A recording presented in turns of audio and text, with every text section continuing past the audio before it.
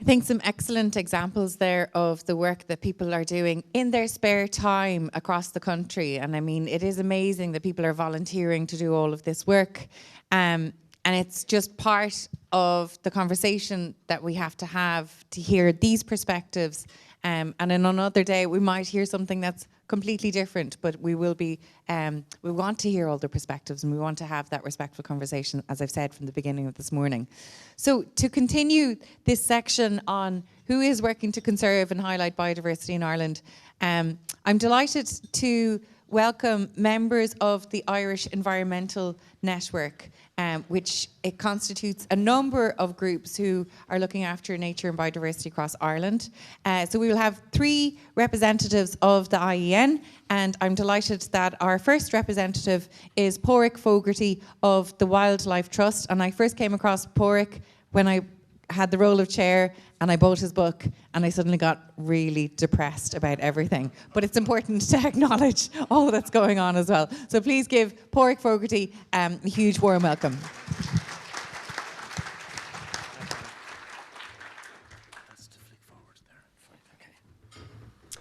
Good afternoon, everybody, and thank you so much for the invitation to speak to you today. You're doing such important work, and it's such a privilege to speak to you today and introduce the organisation that I work for, which is the Irish Wildlife Trust. So I'm their campaign officer.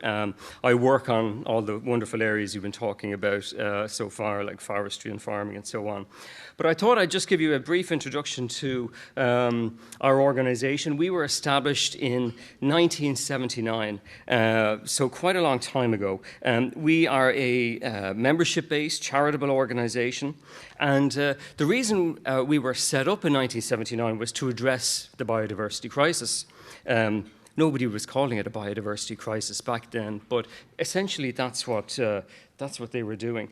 And you'll see here, this is a photograph of one of our first chairmen on the right-hand side. It's Fergus, and you'll recognise some of the other faces in that photograph. There's David Attenborough when he came to Dublin in the 1980s, and President Hillary and his wife on the left-hand side. And the kind of issues we were talking about back in the 1980s was Save the Whale. And this is a giant inflatable whale that we dragged up O'Connell Street for the St. Patrick's Day parade in the 1980s. We've been at this for quite a long time, actually, and a lot of the things that you've been hearing about and talking about this morning were known in the 1970s, and they were known in the 1980s, and lots of people have been ringing the alarm bells for that length of time. So personally, I've been working in the IWT for 15 years. Most of my time with the organisation has been as a volunteer, and as you saw in the video, most people working in this space are volunteers. I'm not a volunteer anymore. Thankfully, I'm able to dedicate more of my time to the organisation. This is some of the issues we were dealing with. This is the cover of our Badger magazine from 1984, and you'll see this is a depiction of the bureaucrats in Brussels sticking their head in the sand as, you know, we're dumping nuclear waste and clearing habitats and so on. In 1982 or 1992, we went to the Rio Earth Summit. That's 30 years ago this year, where there was the first global commitment to protect biodiversity. You heard about the Convention on Biological Diversity earlier, and the first international treaty on limiting greenhouse gas emissions were from 1992. And this is the cover of our latest magazine, which came out recently. So we've been doing this for a long time. And really what we see our goal is, our work is divided into 2 main areas. Number one, we work on education. So we feel that having a connection with nature is one of the great joys of life, but it's also essential if we are to address this crisis. We all have to feel that connection. So we have been doing that through the work on our branches. You'll see some of the photos there are some of the branches we have around the country that are getting out and about with local people and showing them nature and talking about it in their local area. We hold events, we have webinars, talks and discussions and so on. I showed you our magazine earlier, and we're quite active on social media. So education really is fundamental. The other thing we do is advocating for change, and that's particularly my job from a day-to-day basis. So we try to do that basically because the solutions are known. We have the solutions. You'll see in the top there's us meeting Commissioner, the Environment Commissioner Sinkevicius last year, and we had our banner with us to end overfishing. There we are in the top right-hand corner meeting the Taoiseach earlier this year, and there's a picture of me on the left-hand side at the COP26 summit in Glasgow last year. So these are the kind of things we do. We're out and about, and we're trying to influence politicians, we're trying to influence state bodies, because, as I say, we have the solutions. Marine protected areas, for instance, and ending overfishing, farming with nature, reintroducing lost species, rewilding and restoration, re-wetting peatlands, cleaning up our waterways, to end up to name just a few. Technically, we have all the solutions to hand. We just haven't been particularly good at implementing them. And so part of that really is trying to hold our government and the state to account for the promises and the commitments that they have made on our behalf as citizens, whether that is our national biodiversity action plans, whether it's directives from the European Union on water and nature, other commitments at an international level, making sure that protected species and habitats are actually protected, which is not something that has happened to date. And we also strive to do it through increasing ambition in line with the science. And so, for instance, expanding the area of native forests, creating greater protection for our oceans, protecting 30% of the land, which is one of the goals that we hope we'll see at the meeting in Montreal that you heard about. But we have to be honest with ourselves also. I mean, ultimately, we have failed as an organisation in working in this area for the last 40 years. We haven't succeeded in communicating to people the importance of nature. We haven't succeeded in influencing government. And at the end of the day, it breaks our heart to see what we have lost, what the destruction that happens every day, and to see the inaction in the face of what we know are workable solutions. We do what we do because we love nature and we feel that the solutions are available to us. And that's why we will continue to do what we do until hopefully we can solve our biodiversity crisis. Thank you very much.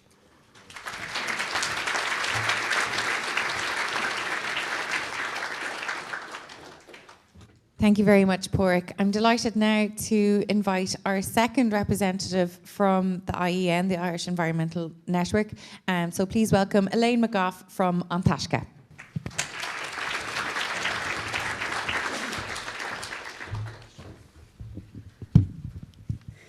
Hi, thanks so much for the opportunity to speak to you here today. As Pádraig said, the work you're doing is so important and it really is a privilege to be a part of it.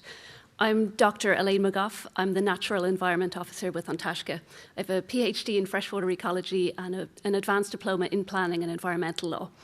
I've been asked to talk about the work of An Taisce today. An Taisce are the oldest environmental NGO in Ireland. We beat the IWT, Pádraig. We were founded in 1948, and we're divided into two main branches. One of the branches, I'd say a lot of you are familiar with their work. It's the Education Unit, and they run programs like Green Schools, Clean Coasts, the Blue Flag Beaches. And we have an advocacy unit that works for advocating for sustainable planning and development. I work for them. Our education unit gets ring-fenced funding from the government for their programs, but our advocacy unit operates very much on a shoestring and on donations from members of the public and membership as well. And at the moment, we're also running 3 EU Life-funded projects on organic agriculture, ponds and climate. So what do we do? Well, I'm going to just focus on the work of the advocacy unit today because that's what I do. I know most about it. And we work on 2 main strands. We work on planning and we work on policy. Now, in regard to planning, An Taisce is the only independent environmental NGO in Ireland with what is called prescribed consultee status under the Planning Acts and for things like forestry and aquaculture licensing. And before I lose you, that's really simple. What it basically means is that whenever there's a planning application or a license application that looks like it's going to be problematic from an environmental point of view or on built heritage, then the authorities are obliged to write to us and say, An Taisce, what do you think about this? Now, it doesn't mean that our views have to be taken into account, but they are often given serious consideration because we have a lot of expertise in the area, and we've been doing this for a long time. We've been doing it since the 60s. So why am I talking about planning to a Citizens' Assembly on biodiversity loss? Well, planning is one of the most important levers we have for protecting biodiversity because it's one of the main systems through which environmental law is applied. So there are a lot of activities being done around the country that are incredibly damaging, but we don't know that they're happening, we have no control over them. Whereas when something goes through planning or goes through licensing, the authorities have to have a good look at it and decide, is this going to impact on the environment? If planning is done properly, which is what we advocate for, then all the checks and balances should be in place and the public should be confident that the right decision has been made and that biodiversity is not going to be impacted. We take our role as a prescribed body very seriously, but it's worth noting that we don't get any funding to do it. We used to, but it was pulled during the financial crash. We also do a lot of work simultaneously on government policy, advocating for better environmental protection in all government policy and legislation. For example, we work a lot in the agricultural policy area, ensuring that there's robust protection for water quality and nature in any government plans for the sector. So what we do is we would look at the science. For example, we look at what the EPA is saying about the impacts of agriculture and water quality. Then we look at the law. What have we signed up to do? What are our obligations under EU law? And then we look at what the plan is. What has the government said they're going to do? And from that position, we make evidence-based proposals. We say, based on the science and the law, here's what we think you need to do. So in essence, we act like an environmental watchdog.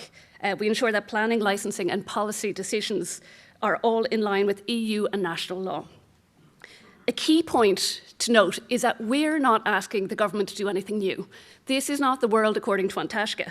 All we're trying to do is get them to actually do the things they've already said they're going to, and the things they're legally obliged to. So a valid question that you could ask at this point is, if they've already agreed to do it, and if the laws are already in place, then why do we need the likes of An Taisce coming along and checking the government's homework? And the answer to that is, in an ideal world, I would be working my way out of a job. If planning and licensing and policy were in compliance with EU law, we wouldn't need the likes of An Taisce, and the natural world would be in a much better position.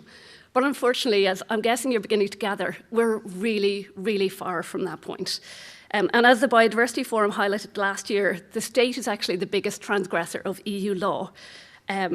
So An Taisce are kept extremely busy flagging up problems left, right and centre. We have a giant job of work. And I'm just finishing out. And one of the main challenges of working in an NGO, and you've heard this in the videos, lack of funding. So although An Taisce is written into the planning legislation and play a key role, we don't get any funding to do that. But to do the work we do, you need very high level of ecological expertise and legal knowledge. So there's a fundamental mismatch between the level of expertise we need and the amount of money that we can pay those people. And this is a common theme throughout the NGO sector. It's very much a labour of love. The other really, really major obstacle is lobbying power. We are up against very well-funded organisations who have very strong and influential political connections. So it means when policy is being drafted, organisations that have very vested interests are heard far more than we are. We see it time and time again. And jobs and money often make for a more persuasive argument than clean waters and healthy habitats, unfortunately. It harks back to Roman's talk earlier about short-termism. Politicians only see to the next election. But I hope one thing is becoming clear to you in your deliberations, and it's that protecting nature is not a threat to farming or forestry or fishing. It's actually a fundamental condition for their survival. Biodiversity isn't an optional add-on, it's the very foundation of life. And that's why we need NGOs like An Taisce. We are the independent voice for nature when few others are. And while we're underfunded, outlobbied, and often vilified, to be honest, we don't shy away from calling out the information and misinformation or bad decisions. We have no hidden agenda. And we are fighting tooth and nail to protect Ireland's nature and to make the science heard. So I really hope whatever recommendations you come up with can help us in that fight, because we need more voices in the room. We need everybody speaking up for nature. And I'd ask you to have a look at the submission that Antashka made with some recommendations for how we think the situation could be fixed. And also from several of my NGO colleagues put in submissions. They're not here in the room today, so it's worth having a look at what they said as well. Thank you so much.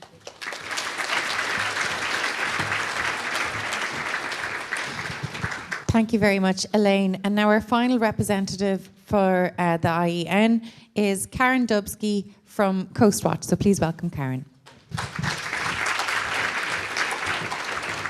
Very good, thank you. Thank you very much for having me, and you must be getting tired now, but I hope you have some lovely smells in the room now, because I'm going to be representing the sea. And this was just collected a few hours ago, swept up in Cahors, where a walking group of 60-odd people were also doing a bit of coast watching before they set out. Kelp is being lost, hundreds of kilometers of it, on the Spanish and French coast at the moment with climate change. And we could lose it too. We're taking it totally for granted at the moment. And it's this feeling of that there's a lag between what we think is normal and what is happening at the moment, which makes me feel that we have to speed up at protecting, at knowing, at really being knowledgeable. There were 3 little kids in Cahors this morning, 3 little girls. When I asked them, where are the flatwinkles? She said, Miss, show me. Once I showed her a picture, they dashed off, and they knew. But so many people. I've brought some show and tell, and I'd love you to later look at some of this and tell me, which of these do you know? Which of these do you know what they're doing? How, for example, if you were a crab, how would you get bigger? How would you get calcium out of water? How would you get calcium out of water if the pH changes and becomes acid? And you are much more vulnerable for much longer, hiding under seaweed, waiting for your new skeleton to grow. We're finding far more soft shells now. Things are happening right around us. We cannot afford to lose more biodiversity. We have to restore. Coastwatch works mainly with citizen science. We're all volunteers. Our core team are scientists and lawyers. And we work with the people on the ground who will make and do make the difference once they have the knowledge and the tools. And we have had some fantastic success on halting things before they happen, because locals told us. Halting things when they have already started to happen, and then making sure that the cleanup happens, like hazardous waste being put into the River Suir in Waterford Estuary from underground chambers, and nobody in authority speaking up because it was authority doing it, but a local docker who could lose his job trusted us enough to tell us. And the judge was brilliant, because he didn't just ask them to pay a fine. He asked us, and what would Coastwatch like to happen? And we said, please pour concrete into those underground chambers so that they can't do it again next time. So it's how you solve a problem, which is also incredibly important. We have something for those of you who are in Malahide, which you can look at later. Very small, inconspicuous. If you were a farmer, you'd say, Asha, it's just new grass. It's seagrass. It's grass which lives in the sea, and it's a huge carbon store and incredibly important for biodiversity. It's right out here, in Malahide Estuary, where you are. Last year, we brought, a few months ago, Minister Darragh O'Brien out there. And he looked at it, and he said, I never knew it was there. And there's so much of it. And I'm now so proud of it. And we find that again and again, when people go down, we have over 7,500 kilometers of shore. There's no way officials can look after it. We have to look after it, all of us. Officials are just part of a system of looking after something. When people know how special something is, then they're motivated. And when the attitude changes, that it's not only, I'm going to protect this because it has so many ecosystem services, and that's why, but I'm protecting it because I'm quite ignorant as a human, and there may be many other reasons why that's there. So am I out of time? I can have one more minute. Okay, thank you. You introduced in your first introduction the mehel. The mehel brings joy. When you just tell people how things are going downhill, they get depressed, and they really want to prefer to do something else, like watch a match, which is neutral. When you restore or protect, the confidence, the joy, it totally changes things. We were part in one little area. We constantly try new things. As people, as several thousand coast watchers work as volunteers each year on the Coast Watch Survey and in other things, they try things.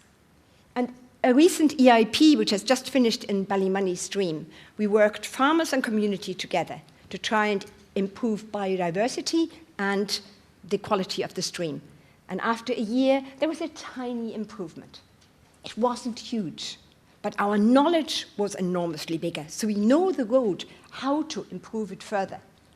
And the mehels which we had to plant, the nurseries we started so that we could help each other because the money was very tight. That is what we need. And then we need clarity.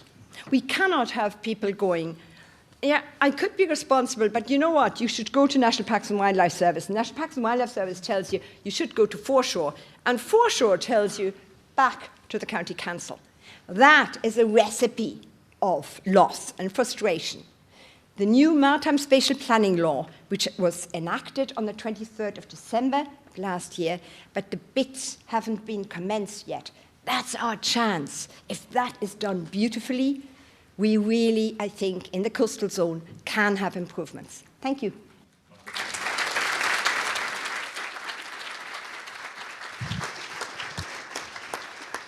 Thank you, Karen. And there's nothing like having some realia, some physical things to get the visual going. So thank you very much for that as well, Karen.